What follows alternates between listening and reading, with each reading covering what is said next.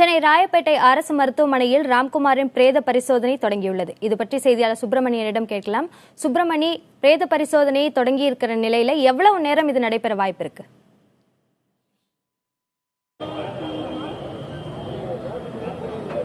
13 நாட்களாக ராயப்பேட்டை அரசு மருத்துவமனையில் ராம்குமாரின் உடல் வைக்கப்பட்டிருக்கிறது. இந்த நிலையில் இன்று அவரது உடல் பிரேத பரிசோதனை தொடங்கி இருக்கிறது.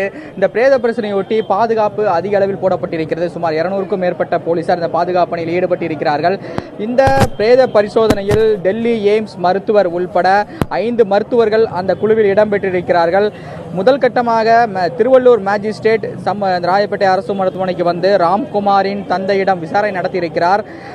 அது மட்டுமல்லாமல் ராம்குமாரின் தந்தை மேஜிஸ்ட்ரேட்டிடம் தனது மகன் மரணத்தில் சந்தேகம் இருப்பதாக ஒரு புகாரையும் அவர் கொடுத்திருப்பதாக தெரிய வந்திருக்கிறது. அதைத் தொடர்ந்து ராம்குமாரின் உடலை அவர் தந்தை அடையாளம் காட்டியிருக்கிறார். அதன் தொடர்ச்சியாக இன்கோஸ்மெண்ட் என்று சொல்லக்கூடிய பிரேதத்தின் மீதான விசாரணை தற்போது நடந்து முடிந்திருக்கிறது. அடுத்த கட்டமாக பிரேத பரிசோதனை தொடங்கி நடந்து கொண்டிருக்கிறது. இந்த பிரேத பரிசோதனையில் 5 மருத்துவ குழுவினர் இடம்பெற்றிருக்கிறார்கள். 2 மணி நேரத்திற்கும் மேலாக அந்த பிரேத பரிசோதனை நடத்தப்படலாம் என்று தெரிகிறது. அபிநயா, இந்த பிரேத பரிசோதனைக்கு பிறகான சட்ட நடவடிக்கைகள் என்னவா இருக்கும்?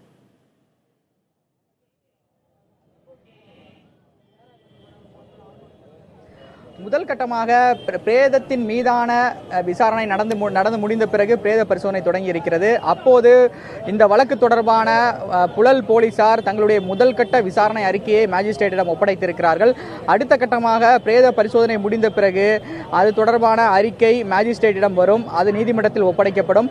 இதற்கிடையில் ராம்குமார் தரப்பு வழக்கறிஞர் இன்று காலை வந்தவுடன் மருத்துவர்களுடன் ஒரு வாக்குவாதத்தில் ஈடுபட்டதாக தெரிய வந்திருக்கிறது.